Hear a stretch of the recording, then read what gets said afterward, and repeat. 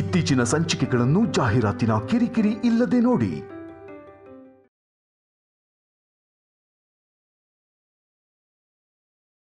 ಈ ವಿಶೇಷ ಮತ್ತೆ ಮಯೂರಿ ಮದುವೆ ಆಗ್ಲೇಬಾರ್ದು ಅಂತ ಅಂದ್ಕೊಂಡೆ.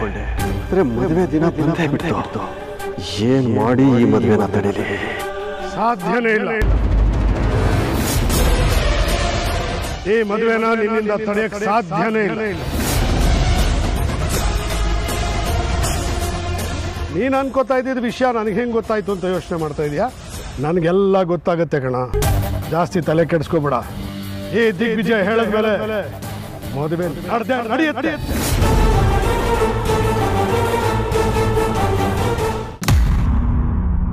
ಏನಾಗ್ತದೆ? ಏನ್ ನಡೀತಾ ಇದೆ ಇಲ್ಲಿ? ಈ ಮಾಸದಲ್ಲಿ ನನಗೆ ಅರ್ಶನ ಸೋಕಿದ್ರೆ ಸಾಕು, ನಾನು ಹಾವಾಗಿ ಬದಲಾಗಬೇಕಾಗಿತ್ತು. ಆದರೆ ಯಾಕೆ ಬದಲಾಗ್ತಿಲ್ಲ? ನನಗೊಂದು ಅರ್ಥ ಆಗ್ತಿಲ್ವಲ್ಲ. ಇದಕ್ಕೆ ಯಾವುದೇ ರೀತಿ ಪರಿಹಾರ ಇಲ್ಲ ಅಂತ ನಾಗ ಮಾತಾನೆ ಹೇಳಿದ್ರು.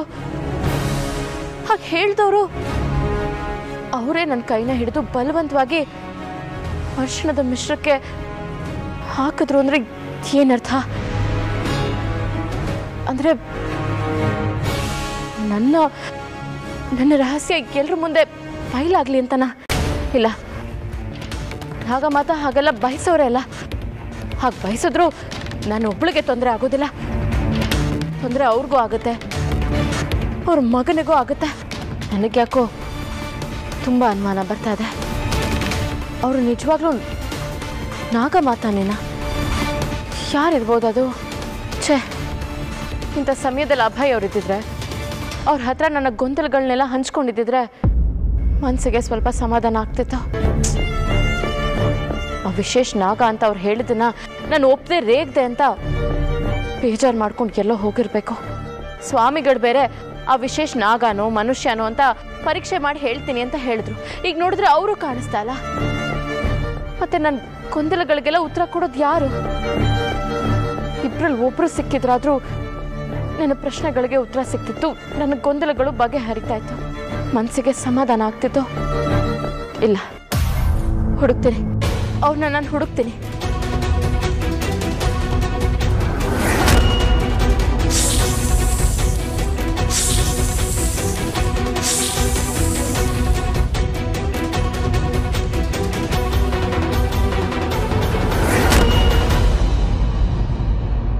ಸ್ವಾಮಿಗಳೇ, ಸ್ವಾಮಿಗಳೇ, ಎಲ್ಲಿದ್ದೀರಾ?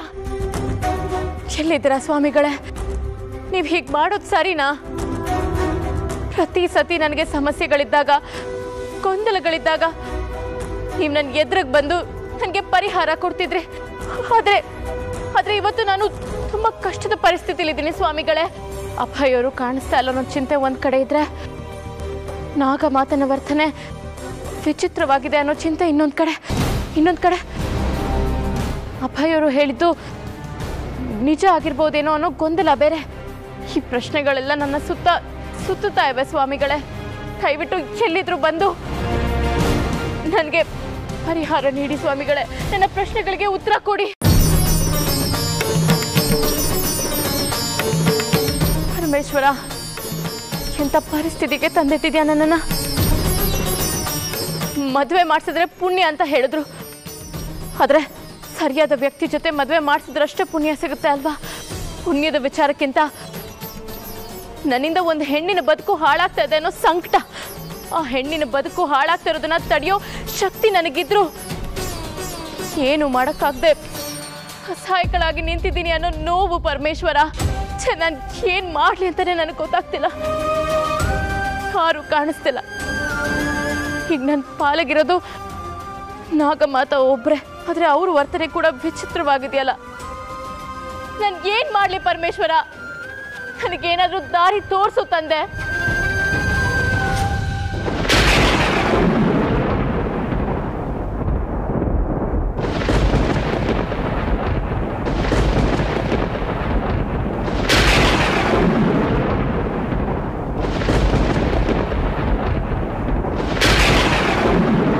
ಪರಮೇಶ್ವರ, ಇದೇನಿದು? ಈ ಅಕಾಲದ ಮಿಂಚು ಸಿಡಿಲು ಏನಾದ್ರೂ ಅನಾಹುತದ ಸೂಚನೆನಾ?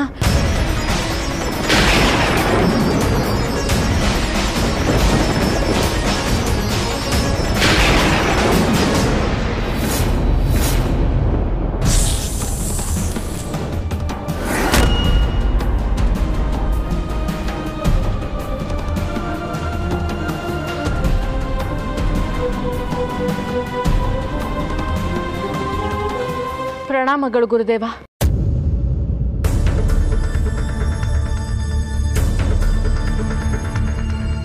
ಏನು ಬಂದದ್ದು? ನಾನು ನಿನಗೆ ಎಚ್ಚರಿಕೆ ಕೊಟ್ಟಿದ್ದೆ ಅಲ್ಲವೇ? ನಾಗಮಣಿಯೊಡನೆ ಆದಿಶೇಷನ ಸಮೇತ ನೀನು ಅಥವಾ ಮಾಯಾಂಗನೆ ಇಬ್ಬರಲ್ಲಿ ಯಾರು ಬರುವರೋ ಅವರಿಗೆ ಈ ಲೋಕ, ತಪ್ಪಿದವರಿಗೆ ಈ ಲೋಕ ನಿಷಿದ್ಧ ಎಂದು. ನನ್ನ ಗುರಿ ಪ್ರತಿಕ್ರಿಯೆಯಲ್ಲಿದೆ ಗುರುದೇವ, ಆದರೆ ಅದಕ್ಕೆ ತಡೆ ಎದುರಾಗಿದೆ.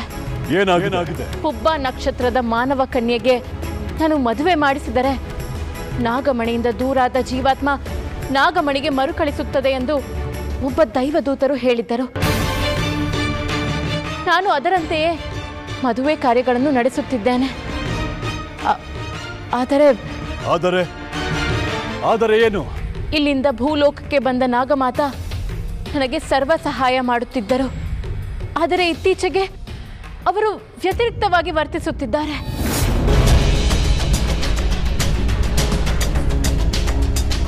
ಈ ಮಾಸದಲ್ಲಿ ನಾಗಗಳಿಗೆ ಅರಿಶಿಣ ಸೋಕಿದರೆ ನಮ್ಮ ಅಸಲಿ ರೂಪ ಬಯಲಾಗುತ್ತದೆ ಎಂಬ ಅಪಾಯ ಎದುರಾಗಿದೆ. ಅದರಿಂದ ನಾವು ಹೇಗೆ ತಪ್ಪಿಸಿಕೊಳ್ಳುವುದು ಎಂದು ನಿಮ್ಮನ್ನು ಕೇಳುವುದಕ್ಕೆ ನಾಗಮಾತ ನಿಮ್ಮನ್ನು ಭೇಟಿ ಮಾಡಲು ಬಂದರು. ಆದರೆ ನಿಮ್ಮ ಬಳಿ ಮಾತನಾಡಿ ಬಂದ ನಾಗಮಾತೆ ವರ್ತನೆಯೇ ಬದಲಾಗಿದೆ. ಏನು ಹೇಳುತ್ತಿರುವೆ? ನಾಗಮಾತ ಇಲ್ಲಿಗೆ ಬರಲೇ ಇಲ್ಲ.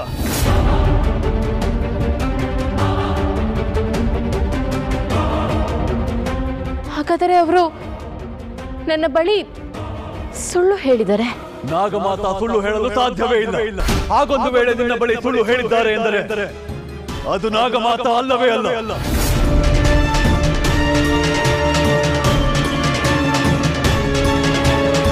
ಅಂದರೆ ನಮ್ಮ ಮನೆಯಲ್ಲಿ ಅವರ ರೂಪದಲ್ಲಿ ಬೇರೆ ಯಾರೋ ಬಂದಿದ್ದಾರಾ?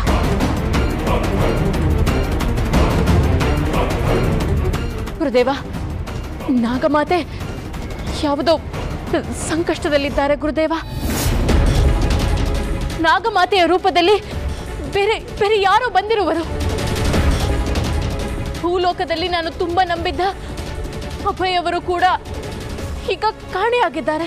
ಅವರು ಕಾಣೆಯಾಗುವ ಮುನ್ನ ಮದುವೆಯಾಗುತ್ತಿರುವನು ನಾಗಲೋಕದವನು. ಅವನ ಜೊತೆ ಮದುವೆ ನಡೆಸುವುದು ಬೇಡ ಎಂದು ಹೇಳಿದ್ದರು.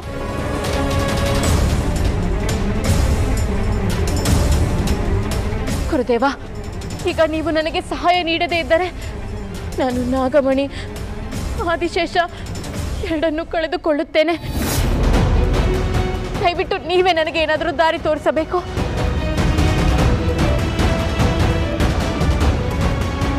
ನಿನ್ನ ದಾರಿ ಸತ್ಯವಾಗಿದ್ದರೆ ಚಿಂತೆ ಬೇಡ, ಪರಿಹಾರ ಸಿಕ್ಕೇ ಸಿಗುತ್ತದೆ.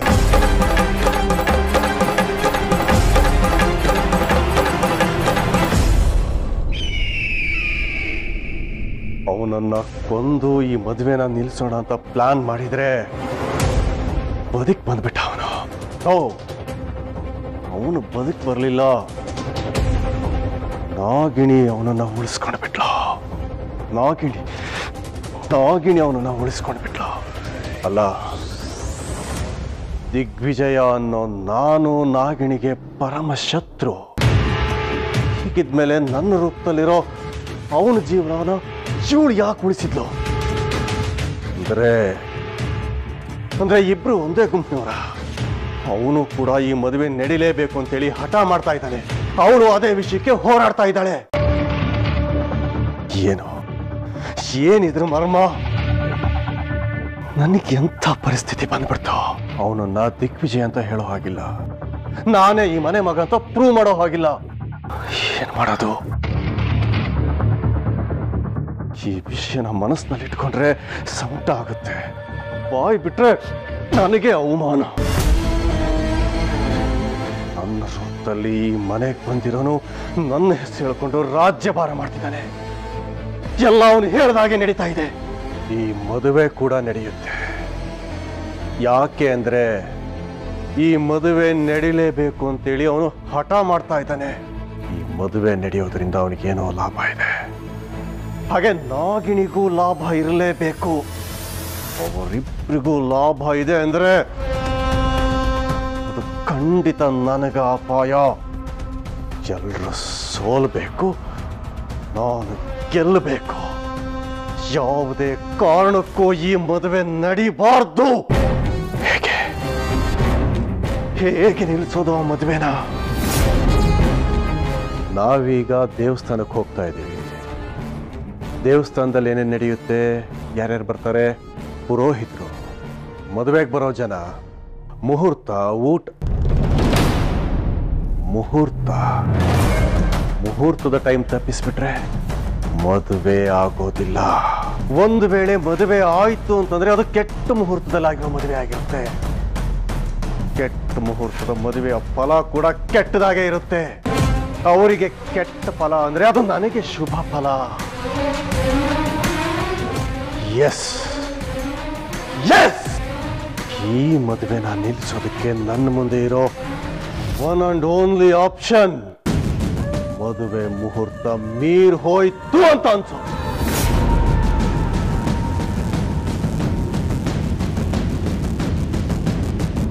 ಪ್ರತಿ ಹಂತದಲ್ಲೂ ನನಗೆ ಸಹಾಯ ನೀಡುತ್ತಿದ್ದ ಒಬ್ಬ ದೇವದೂತರು ಇದ್ದರು. ಇತ್ತೀಚೆಗೆ ಅವರು ಕಾಣಿಸುತ್ತಿಲ್ಲ. ನೋಡು ಶಿವಾನಿ, ನಾಗಮಣಿಗಾಗಿ ಸಮಸ್ತ ಲೋಕದ ದುಷ್ಟ ಶಕ್ತಿಗಳು ಪ್ರಯತ್ನ ಪಡುತ್ತಿರುವ ಸಮಯವಿದೆ. ಹಾಗಾಗಿ ಮಾಯಾವಿ ಶಕ್ತಿಗಳು ಇಚ್ಛಾಧಾರಿ ರೂಪದಲ್ಲಿ ಬಂದು ತೊಂದರೆಗಳನ್ನು ಕೊಡಬಹುದು. ಹೋಗು, ನಾನು ನಾಗಲೋಕದಲ್ಲೇ ಇದ್ದು ಪೂಜಾ ಕೈಕರ್ಯಗಳನ್ನು ಮಾಡುತ್ತಿರುತ್ತೇನೆ. ನೀನು ಭೂಲೋಕದಲ್ಲಿ ನಿನ್ನ ಕಾರ್ಯಗಳನ್ನು ಮುಂದುವರೆಸು. ಮುಂದಿಟ್ಟ ಹೆಜ್ಜೆಯನ್ನು ಹಿಂದೆ ಇಡಬೇಡ. ಆ ಪರಮೇಶ್ವರನ ಆಶೀರ್ವಾದ ನಿನ್ನ ಮೇಲಿದೆ.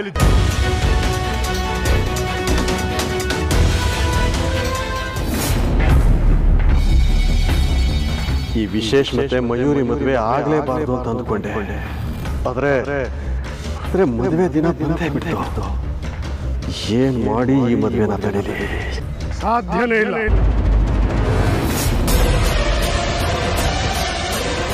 ಈ ಮದುವೆನ ನಿನ್ನಿಂದ ತಡೆಯಕ್ಕೆ ಸಾಧ್ಯನೇ ಇಲ್ಲ.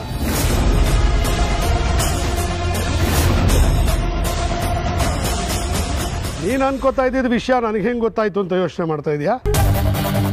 ನನಗೆಲ್ಲ ಗೊತ್ತಾಗತ್ತೆ ಕಣ. ಜಾಸ್ತಿ ತಲೆ ಕೆಡಿಸ್ಕೋಬೇಡ.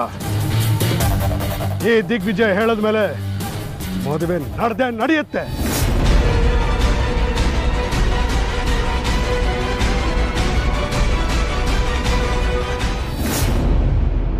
ಓಂ ನಮಃ ಶಿವಾಯ.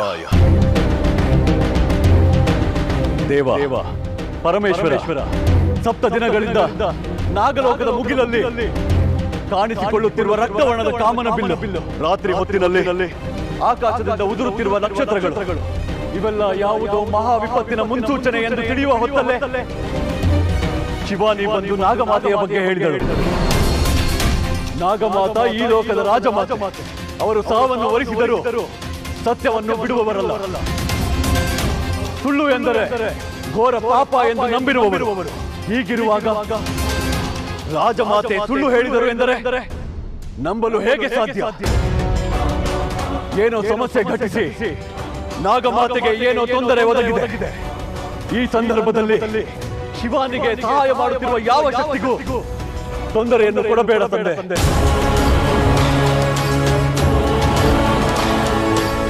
ಓಂ ನಮಃ ಶಿವಾಯ. ಓಂ ನಮಃ ಶಿವಾಯ.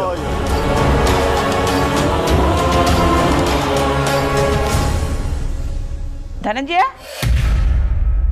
ದಿಗ್ವಿಜಯ, ಎಲ್ಲ ರೆಡಿನಾ? ಹೋಗೋಣವಾ? ಅರೆ, ಶಿವಾನಿ ಎಲ್ಲೇ? ಶಿವಾನಿ? ಹಾ, ಬಂದೆ ಇಲ್ಲೇ ಇದ್ದೀನಿ. ಬಾಬಾ, ಏನಮ್ಮ ನೀನು? ಮದುವೆ ಮಾಡಬೇಕು ಅಂದವಳು ನೀನು, ಮನೆ ತುಂಬ ಓಡಾಡಬೇಕಾದವಳು ನೀನೇ ಇಲ್ಲ ಅಂದ್ರೆ ಹೇಗಮ್ಮ? ಎಲ್ಲೋಗಿದ್ದೆ? ನಾನು ಹೊರಗಡೆ ಹೋಗಿದ್ದೆ.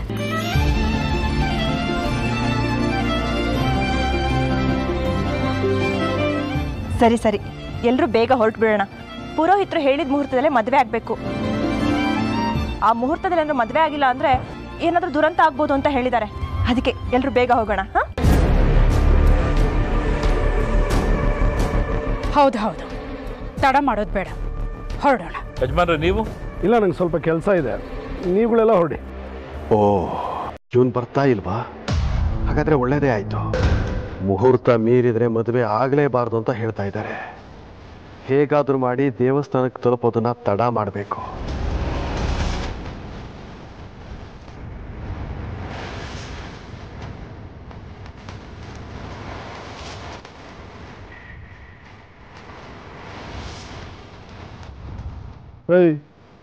ನೀನು ಯಾಕೋ ನಿಂತ ಇದೆಯಾ?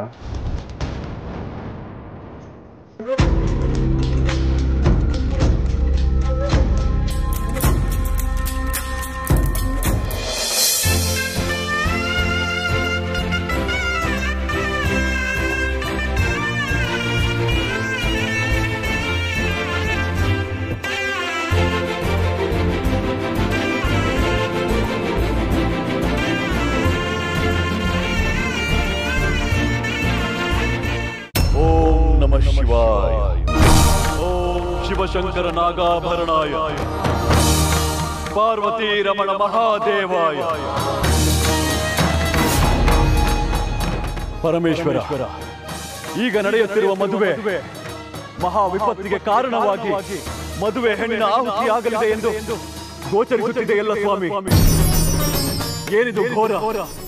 ದೇವ, ಈ ಮದುವೆಯನ್ನು ಹೇಗಾದರೂ ತಪ್ಪಿಸಲೇಬೇಕು, ಹೇಗಾದರೂ ಮಾಡಿ ತಪ್ಪಿಸಲೇಬೇಕು.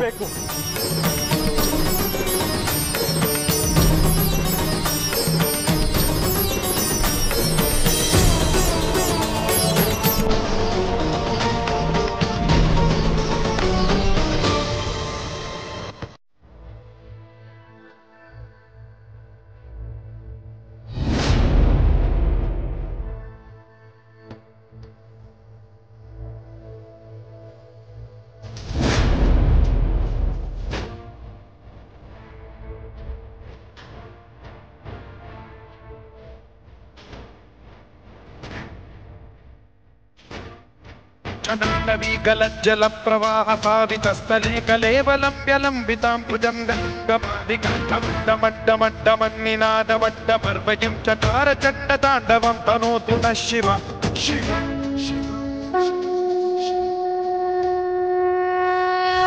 ॐ नमः शिवाय।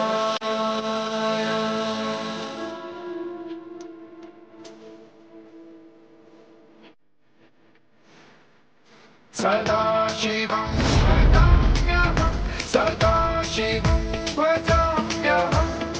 ॐ नमः शिवाय।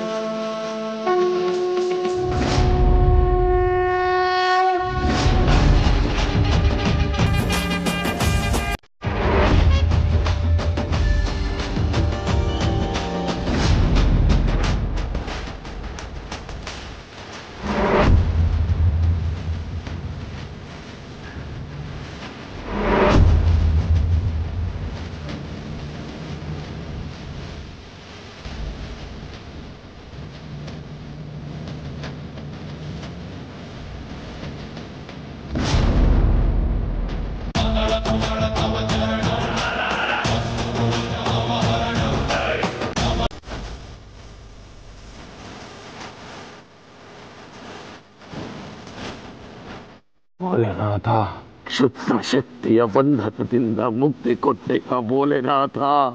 ಜೈ ಭೋಲೆನಾಥ. ಇದೇನಿದು? ಅವನು ಯಾವುದೋ ಶಕ್ತಿ ಉಪಯೋಗಿಸಿ ನನ್ನ ಬಂಧಿಸ್ದ. ಇದ್ಯಾವುದೋ ಶಕ್ತಿ ನನ್ನ ಬಿಡುಗಡೆ ಮಾಡ್ತು.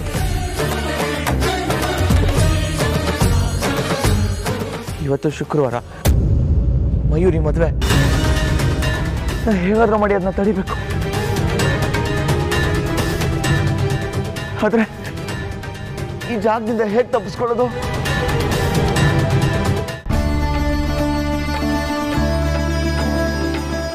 ಅಯ್ಯೋ ಪರಮೇಶ್ವರ, ಇದೇನಾಯಿತು ನನಗೆ? ಈ ಮದುವೆ ನಡೆಯಕೂಡದು, ಈ ಮದುವೆ ನಡೆಯಕೂಡದು. ಕಾಪಾಡು ತಂದೆ.